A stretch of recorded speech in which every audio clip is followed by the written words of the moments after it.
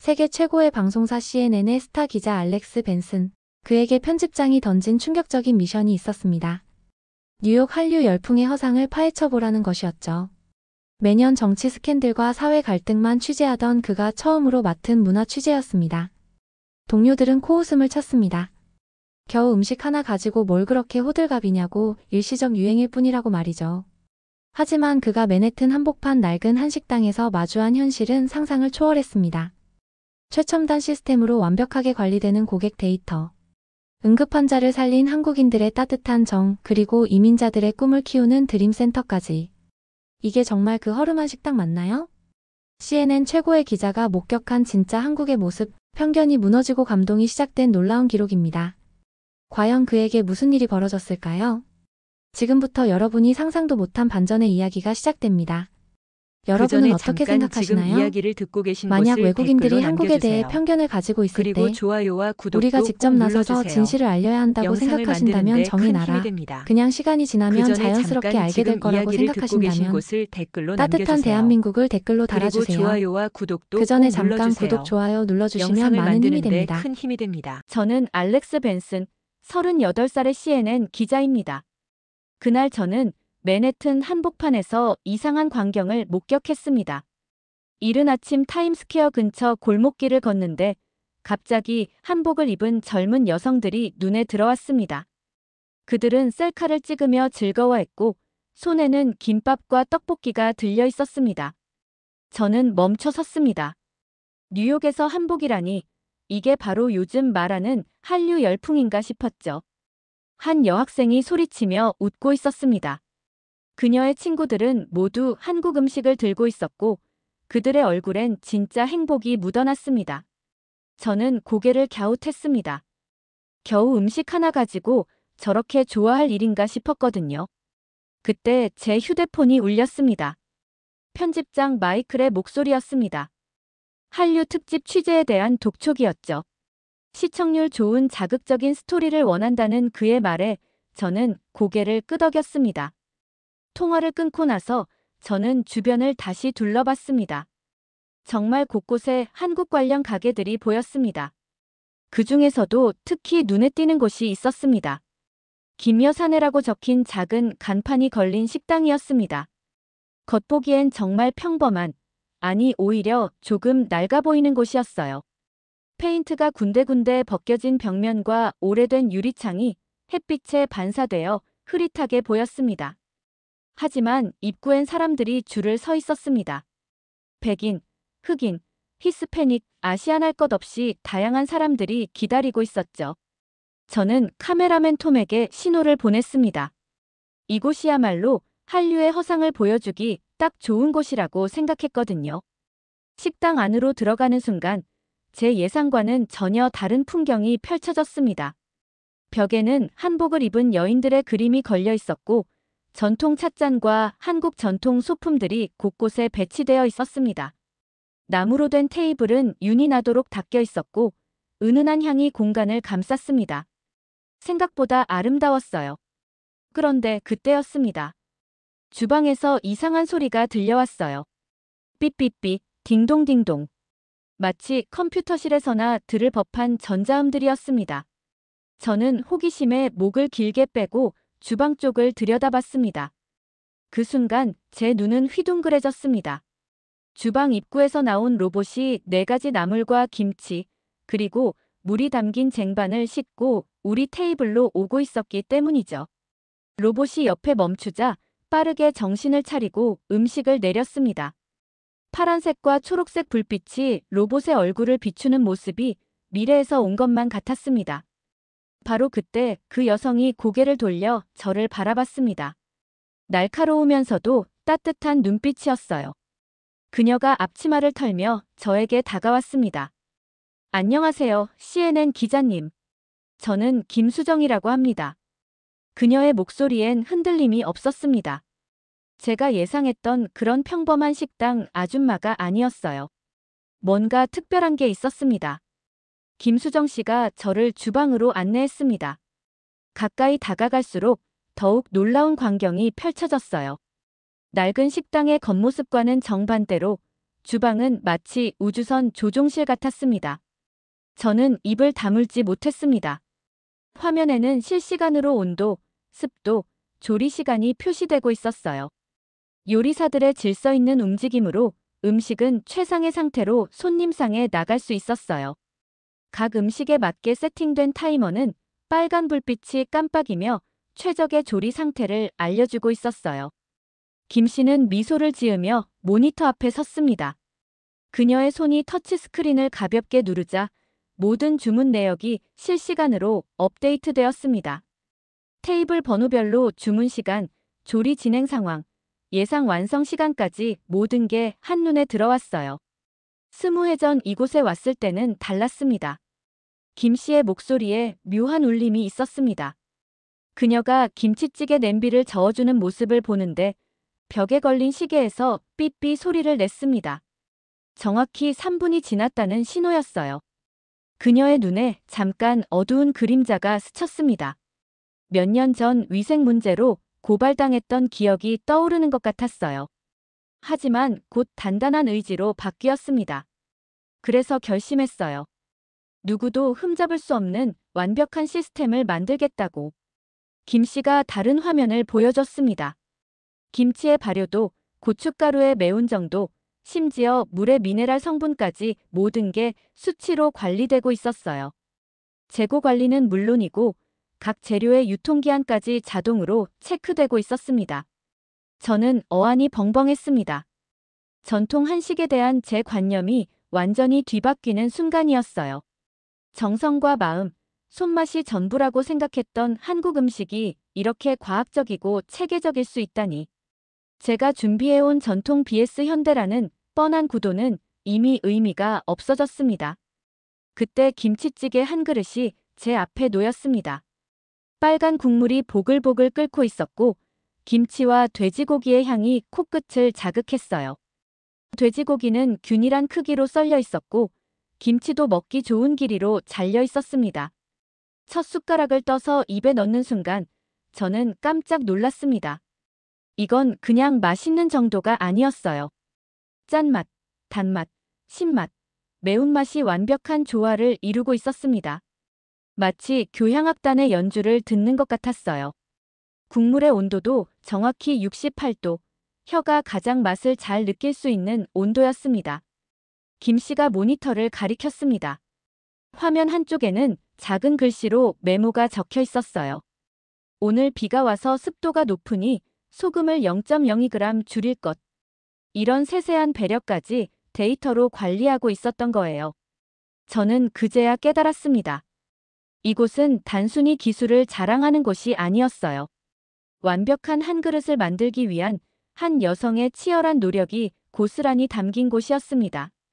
손맛의 한계를 뛰어넘는 것은 결국 데이터화된 기술이에요. 김 씨의 말에 저는 반박할 말을 찾지 못했습니다. 제 취재 방향이 완전히 흔들리기 시작했어요. 취재를 마치고 나가려던 그때 갑자기 하늘이 어두워지기 시작했습니다. 창밖으로 눈발이 거세게 휘날리더니 순식간에 폭설로 변했어요. 뉴욕 시내가 하얀 눈으로 뒤덮이는 걸 보며 저는 한숨을 쉬었습니다. 김 씨가 창밖을 바라보며 고개를 저었습니다. 눈이 너무 많이 와서 도로가 완전히 막혔거든요. 식당 안에 있던 손님들도 모두 발이 묶인 상황이었습니다. 그때 식당 한쪽 테이블에 앉아있던 여성이 짜증스럽게 혀를 찼습니다. 사라라고 자신을 소개했던 그 여행객이었어요. 그녀는 처음부터 이 식당의 낡은 분위기를 못마땅해 했던 사람이었습니다. 이런 낡은 곳에 갇혀 있어야 하다니. 사라가 투덜거렸습니다. 저 역시 비슷한 생각이었어요. 개인적으로는 빨리 호텔로 돌아가고 싶었거든요. 그런데 바로 그때였습니다. 식당 구석에 앉아있던 60대 남성이 갑자기 가슴을 움켜쥐며 쓰러졌어요. 얼굴이 새파랗게 질리더니 숨을 제대로 쉬지 못했습니다. 심장마비 증상이 분명했어요. 순간 식당 안이 아수라장이 되었습니다. 사라는 자리에서 일어나 뒷걸음질 쳤고 저 역시 어떻게 해야 할지 몰라 멍하니 서 있었어요. 하지만 한국인 손님들의 반응은 완전히 달랐습니다. 김 씨가 가장 먼저 달려갔습니다. 그녀는 즉시 환자의 맥박을 확인하고 호흡을 점검했어요. 마치 의료진처럼 침착하고 정확한 움직임이었습니다. 그녀의 손은 전혀 떨리지 않았어요. 김 씨가 소리치자 즉시 여러 명이 전화기를 꺼냈습니다. 하지만 폭설 때문에 구급차가 오기까지는 시간이 걸릴 것 같았어요. 그때 놀라운 일이 벌어졌습니다. 한국인 손님들이 하나둘씩 일어나 각자 할 일을 찾기 시작했어요. 한 아저씨는 환자의 단추를 풀고 다른 아줌마는 담요를 가져와 환자를 덮어줬습니다. 젊은 청년은 심폐소생술을 시작했어요. 조용히 앉아있던 중년 여성이 일어났습니다. 그녀는 능숙하게 환자의 상태를 확인하고 김 씨와 함께 응급처치를 했어요. 간호사였던 모양이었습니다. 저는 그 모습을 넋을 잃고 바라봤습니다. 서로 모르는 사람들이었는데도 마치 한 가족처럼 움직이고 있었어요. 누가 시키지도 않았는데 각자 자신이 할 수 있는 일을 찾아서 하고 있었습니다. 반면 저와 사라는 여전히 구석에 서서 구경만 하고 있었어요. 도와야 한다는 생각은 들었지만 몸이 움직이지 않았습니다. 괜히 끼어들어서 방해만 될 것 같았거든요. 10분쯤 지났을까요? 환자의 얼굴에 조금씩 혈색이 돌아오기 시작했습니다. 호흡도 안정되었고 의식도 돌아왔어요. 그제야 구급차 사이렌 소리가 멀리서 들려왔습니다. 환자가 기운 없는 목소리로 고마움을 표했습니다. 김 씨는 그의 손을 꼭 잡고 따뜻하게 미소 지었어요. 당연한 일이에요. 그 순간 저는 가슴이 뭉클해졌습니다. 이게 바로 한국인들이 말하는 정의구나 싶었어요. 위급한 상황에서 발휘되는 이런 자발적인 협력과 공동체 의식, 이건 돈으로도 살 수 없는 것이었습니다. 구급대원들이 와서 환자를 옮겨갔고 식당 안은 다시 조용해졌습니다. 하지만 뭔가 달라져 있었어요. 사람들 사이에 보이지 않는 끈이 생긴 것 같았습니다. 저는 그제야 깨달았습니다. 진정한 선진국은 기술뿐 아니라 사람의 마음에서 나오는 거구나 하고 말이에요. 폭설이 그치고 다음 날 저는 다시 김 여사네를 찾았습니다. 어제 본 그 따뜻한 모습이 계속 머릿속에 맴돌았거든요. 단순한 식당 취재로는 끝낼 수 없을 것 같았어요. 아침 일찍 도착했는데 식당 안에는 이미 사람들이 모여 있었습니다. 그런데 이상했어요.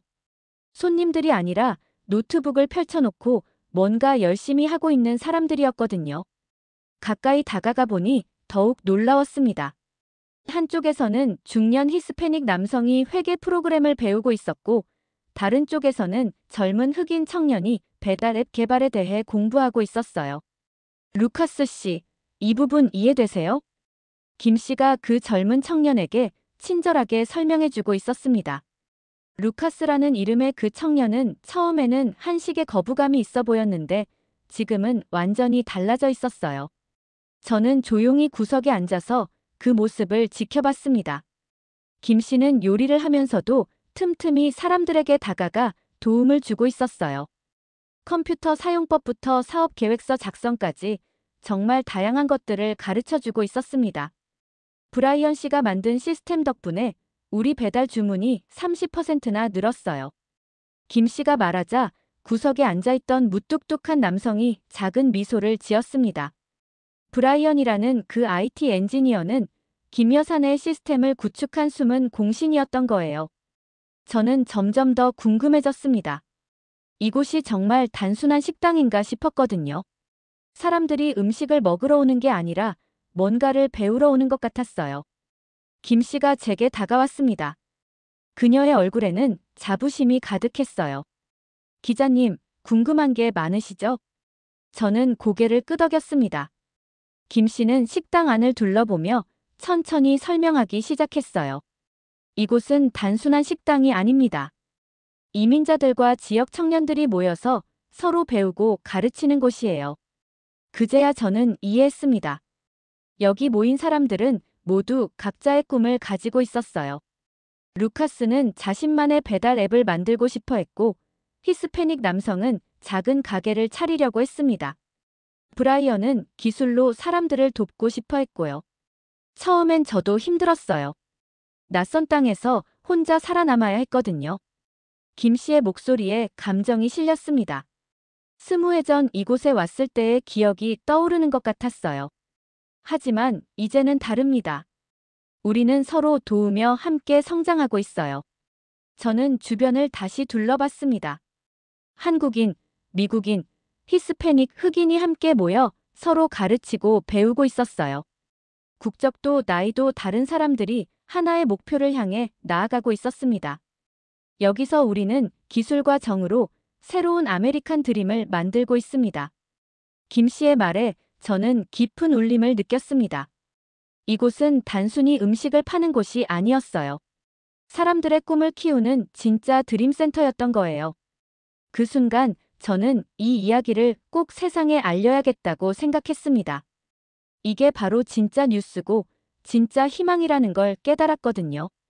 김 여사네의 진짜 모습을 본 저는 그날 밤 호텔로 돌아와서 한참을 고민했습니다. 노트북 앞에 앉아 있었지만 손가락이 키보드 위에서 멈춰 있었어요. 제가 원래 쓰려던 기사와 오늘 본 현실 사이에 너무 큰 간극이 있었거든요. 다음 날 아침, 편집장 마이클의 전화가 울렸습니다. 시청률을 위한 자극적인 한류 비판 기사를 재촉하는 목소리였어요. 저는 전화를 받으면서도 계속 김 씨의 모습이 떠올랐습니다. 응급 환자를 도왔던 그 따뜻한 손길, 이민자들을 가르치던 그 진심 어린 눈빛 말이에요. 마이클의 목소리에 저는 잠시 말문이 막혔습니다. 허상을 파헤치라고요? 제가 본 건 허상이 아니라 진짜 희망이었는데 말이에요. 저는 간신히 시간을 달라고 말하고 전화를 끊었습니다. 전화를 끊고 나서 저는 제 자신을 돌아봤어요. 언제부터 저는 진실보다 시청률을 먼저 생각하게 되었을까요? 언제부터 사람들의 희망보다 자극적인 이야기를 찾게 되었을까요? 특종 경쟁에서 밀려나면서 점차 변해버린 제 모습이 보였습니다. 그날 오후, 저는 다시 김 여사네를 찾았습니다. 김 씨는 여전히 주방에서 분주하게 일하고 있었어요. 하지만 이번엔 다른 마음으로 그녀를 바라봤습니다. 돈과 명예를 위해 달려온 제 자신이 부끄러웠거든요. 김 씨가 잠깐 손을 멈추고 저를 바라봤습니다. 그녀의 눈에는 여전히 그 단단함이 있었어요. 20해 동안 이 땅에서 버텨온 사람만이 가질 수 있는 깊이가 느껴졌습니다. 어떤 기사를 쓰실 건가요? 김 씨의 질문에 저는 한참을 생각했습니다. 정말 어떤 기사를 써야 할까요? 회사에서 원하는 자극적인 기사를, 아니면 제 양심이 말하는 진실한 기사를 말이에요. 저는 그날부터 진짜 취재를 시작했습니다. 김 여사네에서 꿈을 키우는 사람들의 이야기, 기술과 정으로 만들어가는 새로운 공동체의 모습을 하나하나 기록했어요. 루카스가 어떻게 변화했는지, 브라이언이 왜 이곳을 도왔는지, 김 씨가 어떤 철학을 품고 있는지 말이에요. 며칠 후 마이클이 다시 전화를 걸어왔습니다. 이번에는 화가 난 목소리였어요. 제가 보낸 초안을 본 후였습니다. 한류 찬양 기사가 아니라는 불만이었죠. 저는 깊게 숨을 들이마셨습니다. 이 순간이 올 걸 알고 있었거든요. 저는 떨리는 목소리로 말했습니다. 이게 진실이라고, 이 이야기를 다큐멘터리로 만들고 싶다고 말이에요. 마이클은 시청률도 안 나올 이야기라며 반대했습니다. 하지만 저는 흔들리지 않았어요. 김 여사네에서 본 그 사람들의 모습이 제게 용기를 주었거든요. 정의를 구현하는 언론인이라고 믿었던 제가 실은 시청률이라는 굴레에 갇혀 있었다는 걸 깨달았습니다. 그날 밤 저는 오랜만에 제가 기자가 되었던 초심을 떠올렸습니다. 권력을 감시하고 진실을 전하겠다던 그 마음, 사람들에게 희망을 주는 이야기를 쓰겠다던 그 다짐 말이에요. 잃어버린 기자로서의 초심이 다시 살아나는 걸 느꼈습니다. 저는 노트북을 열고 새로운 제목을 적었습니다. 뉴욕 한식당의 기적. 상사의 만류에도 불구하고 이 다큐멘터리 제작을 강행하기로 결심했어요. 이게 바로 제가 쓰고 싶었던 진짜 이야기였거든요. 뉴욕 한식당의 기적이라는 제목의 다큐멘터리 제작에 들어간 지 한 달이 지났습니다. 회사 내부의 반대는 생각보다 심했어요. 동료들은 제가 미쳤다고 수군거렸고 마이클은 아예 저와 대화를 끊어버렸습니다. 하지만 저는 포기하지 않았습니다. 김여 사내를 오가며 매일 촬영을 했어요. 김 씨가 새벽 5시에 일어나 재료를 준비하는 모습부터 브라이언이 시스템을 점검하는 장면, 루카스가 배달 앱을 개발하며 성장하는 과정까지 모든 걸 카메라에 담았습니다. 특히 인상 깊었던 건 김 씨의 인터뷰였어요. 그녀가 20해 전 이곳에 왔을 때의 이야기, 차별과 무시를 견디며 버텨온 세월, 그리고 지금 이루고 있는 꿈에 대해 담담하게 말하는 모습이 정말 감동적이었거든요. 촬영하는 동안 저는 계속 회사의 압력을 받았습니다. 제작비 지원도 끊겼고 편집실 사용도 제한되었어요. 하지만 김 씨와 그곳 사람들이 저를 도와줬습니다. 브라이언은 편집 프로그램을 가르쳐줬고 루카스는 자신의 노트북을 빌려줬어요. 드디어 방송일이 다가왔습니다. 토요일 밤 10시 CNN 다큐멘터리 시간대였어요. 마이클은 마지막까지 방송을 막으려 했지만 상부에서 일단 내보내보자는 결정이 내려졌습니다. 어차피 시청률이 낮을 거라는 예상 때문이었죠. 방송 당일, 저는 김여 사내에서 함께 시청했습니다. 김 씨를 비롯해 브라이언, 루카스, 그리고 그곳의 단골 손님들이 모두 모였어요. 모니터 앞에 둘러앉은 사람들의 얼굴에는 긴장과 기대가 섞여 있었습니다. 다큐멘터리가 시작되었습니다. 뉴욕 거리의 한류 열풍으로 시작해서 김여 사내의 첫 모습, 그리고 그 안에 숨겨진 놀라운 이야기들이 차례로 펼쳐졌어요. 응급 환자를 도왔던 그날의 모습, 사람들이 함께 배우고 성장하는 모습, 김 씨의 철학과 꿈이 화면에 생생하게 담겨 있었습니다. 방송이 끝나자 식당 안은 잠시 조용해졌습니다. 그러더니 김 씨가 조용히 눈물을 흘리기 시작했어요. 브라이언도 루카스도 모두 감동에 젖어 있었습니다. 고맙습니다. 정말 고맙습니다. 김 씨가 떨리는 목소리로 말했습니다. 그 순간 저도 눈시울이 뜨거워졌어요. 하지만 진짜 놀라운 일은 그 다음에 벌어졌습니다. 방송 직후부터 CNN 홈페이지에 댓글들이 쏟아지기 시작했어요. 대부분 감동했다는 내용이었습니다. 소셜미디어에서도 화제가 되기 시작했고 다음 날 아침엔 시청률 집계 결과가 나왔습니다. 마이클이 놀란 표정으로 저를 찾아왔습니다. 시청률이 예상보다 훨씬 높았다는 소식이었어요. 더 놀라운 건 온라인 조회수였습니다. 하루 만에 100만 뷰를 넘어섰고 계속 증가하고 있었거든요. 알렉스, 이게 어떻게 된 거야? 마이클이 믿을 수 없다는 표정으로 물었습니다. 저는 미소를 지었어요. 진실한 이야기의 힘을 보여주는 순간이었거든요. 그 주 내내 김여 사내에는 사람들이 몰려들었습니다. 다큐멘터리를 본 사람들이 직접 찾아온 거예요. 한국 문화에 관심을 갖게 되었다는 사람들, 김 씨의 철학에 감동했다는 사람들이 줄을 이었습니다. 이것이 바로 우리가 잃어버린 아메리칸 드림의 진짜 모습입니다. 저는 그날 밤 후속 뉴스에서 그렇게 말했습니다. 시청률이 폭발적으로 치솟는 걸 보며 진실한 이야기가 얼마나 큰 힘을 갖는지 다시 한번 깨달았어요. 다큐멘터리 방영 일주일 후 CNN 본사에서 기자 간담회가 열렸습니다. 예상보다 큰 반향을 불러일으킨 뉴욕 한 식당의 기적에 대한 질의응답 시간이었어요. 저는 긴장된 마음으로 단상에 올라섰습니다. 기자들이 빼곡히 앉아 있었습니다. 대부분 호의적인 표정이었지만 몇몇은 날카로운 눈빛을 보내고 있었어요. 질문이 시작되자마자 예상했던 비판이 쏟아졌습니다. 한 기자가 손을 들고 일어났습니다. 그는 제가 한국을 너무 미화했다고 지적했어요. 객관성을 잃고 감정에 치우친 보도를 했다는 비판이었습니다. 다른 기자는 이것이 진짜 저널리즘이냐고 물었습니다. 저는 심호흡을 했습니다. 이런 질문들이 올 걸 알고 있었거든요. 저는 사실을 있는 그대로 보여드린 것 뿐입니다. 저는 차분하게 답했습니다. 그리고 지난 몇 주간 제가 경험한 것들을 떠올렸어요. 김 씨가 응급 환자를 도왔던 그 순간, 서로 다른 국적의 사람들이 하나가 되어 협력했던 모습, 기술과 정성으로 완벽한 음식을 만들어내는 과정들 말이에요. 또 다른 기자가 일어났습니다.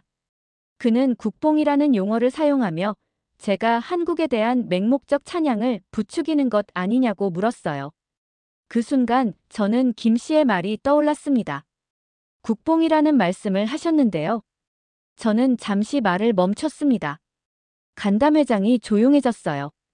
저는 지난 몇 주 동안 진짜 국뽕이 무엇인지 배웠습니다. 그것은 단순한 국가 찬양이 아니에요. 저는 김여 사내에서 본 장면들을 하나씩 설명했습니다. 위급한 상황에서 발휘된 공동체 의식, 서로 다른 배경의 사람들을 품어주는 포용력, 기술과 전통을 조화시키는 지혜 말이에요. 제가 본 한국의 국뽕은 자신만 잘 살겠다는 이기심이 아니었습니다. 모두가 함께 잘 살기 위한 노력의 결과였어요. 기자들의 표정이 점점 진지해졌습니다. 저는 계속해서 설명했어요.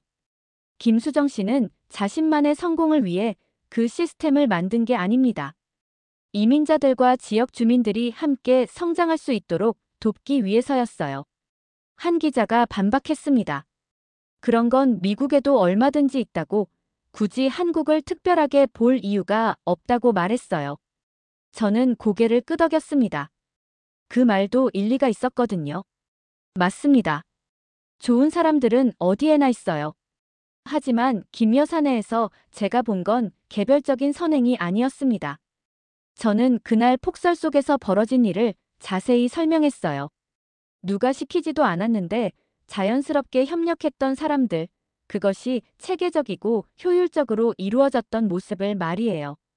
정이라는 한국의 문화와 첨단 기술이 만났을 때 그것은 단순한 합 이상의 무언가를 만들어냈습니다. 간담회장이 점점 조용해졌습니다. 기자들도 진지하게 제 말을 듣고 있었어요. 제가 본 한국의 국뽕은 기술과 정으로 사람을 살리는 힘이었습니다. 그것이 바로 우리가 배워야 할 진짜 가치라고 생각합니다. 마지막 질문이 끝나고 간담회가 끝나자 예상치 못한 일이 벌어졌습니다. 기자들이 하나둘씩 일어나 박수를 치기 시작한 거예요. 처음엔 의례적인 박수인 줄 알았는데 점점 커지더니 기립박수가 되었습니다. 그 순간 저는 깨달았습니다. 진실한 이야기는 결국 사람들의 마음을 움직인다는 것을 말이에요. 기자 간담회가 끝난 지 2달이 지났습니다. 그동안 제 삶은 완전히 바뀌었어요. CNN에서는 더 이상 자극적인 뉴스를 쫓지 않았습니다. 대신 희망을 이야기하는 기사들을 쓰기 시작했어요. 하지만 더 큰 변화는 따로 있었습니다. 김 씨와 함께 새로운 사업을 시작하기로 한 것이었어요. 드림센터 컨설팅이라는 회사였습니다. 김여 사내에서 성공한 모델을 다른 지역에도 확산시키는 게 목표였어요. 이민자들과 지역 주민들이 함께 성장할 수 있는 공간을 만드는 일이었습니다. 기술과 정을 결합한 한국식 해법을 미국 전역에 퍼뜨리는 거였죠. 첫 번째 프로젝트는 브루클린에서 시작되었습니다. 오래된 이탈리아 식당이 문을 닫을 위기에 처했는데 저희가 김여 사내 모델을 적용해서 되살려냈어요. 이탈리아 전통 요리에 첨단 시스템을 도입하고 지역 주민들을 위한 교육 프로그램을 만들었습니다. 결과는 놀라웠어요. 3달 만에 그 식당은 지역 최고의 맛집이 되었고 동시에 주민들의 배움터가 되었습니다. 이탈리아계 노인들이 젊은 히스패닉들에게 요리를 가르치고 젊은이들은 어르신들께 컴퓨터를 가르쳐 드렸어요. 두 번째 프로젝트는 시카고였습니다. 폐쇄 위기에 놓인 멕시코 식당을 맡았어요. 여기서도 같은 방식을 적용했습니다. 전통 타코에 정밀한 온도 조절 시스템을 도입하고 멕시코 이민자들과 지역 흑인 청년들이 함께 배울 수 있는 프로그램을 만들었습니다. 이 모든 과정에서 김 씨는 놀라운 리더십을 보여줬어요. 그녀는 각 지역의 특성을 파악하고 그에 맞는 맞춤형 솔루션을 제시했습니다. 한국의 정과 미국의 다양성이 만나는 지점을 정확히 찾아냈어요. 기술은 도구일 뿐이에요.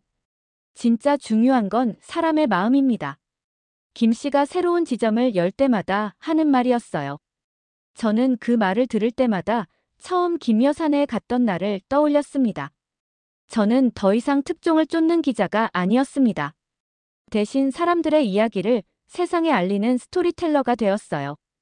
각 지역의 드림센터에서 일어나는 변화들을 기록하고 그것을 다큐멘터리로 만들어 방송했습니다. 1년이 지난 지금 드림센터는 미국 동부 10개 도시에 생겼습니다. 각각이 그 지역의 특색을 살린 독특한 모습을 하고 있어요. 하지만 모두 같은 철학을 공유합니다. 기술과 정으로 사람을 살리는 것 말이에요. 루카스는 자신이 개발한 배달 앱으로 대성공을 거두었고 이제 젊은 개발자들을 위한 드림센터를 열 계획입니다. 브라이언도 각 지역을 돌아다니며 시스템 구축을 도와주고 있어요. 오늘 저녁 저는 김 씨와 함께 원래 김여사내에서 저녁을 먹었습니다. 여전히 그 맛있는 김치찌개를 끓이고 있는 그녀를 보며 감사한 마음이 들었어요. 기자님 덕분에 꿈이 현실이 되었어요. 김 씨가 미소 지으며 말했습니다. 하지만 저는 고개를 저었어요. 김 씨가 이미 가지고 있던 꿈을 제가 세상에 알린 것뿐이라고 말이에요. 창밖으로 뉴욕의 야경이 보였습니다. 이 도시 곳곳에서 새로운 꿈들이 자라나고 있을 것 같았어요. 기술과 정이 만나는 곳에서 말이에요. 여러분은 언제 한국이 따뜻하다고 느끼셨나요? 그리고 여러분만의 드림센터는 어떤 모습일까요? 이 이야기가 여러분의 마음에 닿으셨다면 구독과 좋아요 부탁드립니다. 댓글로 여러분의 이야기도 들려주세요.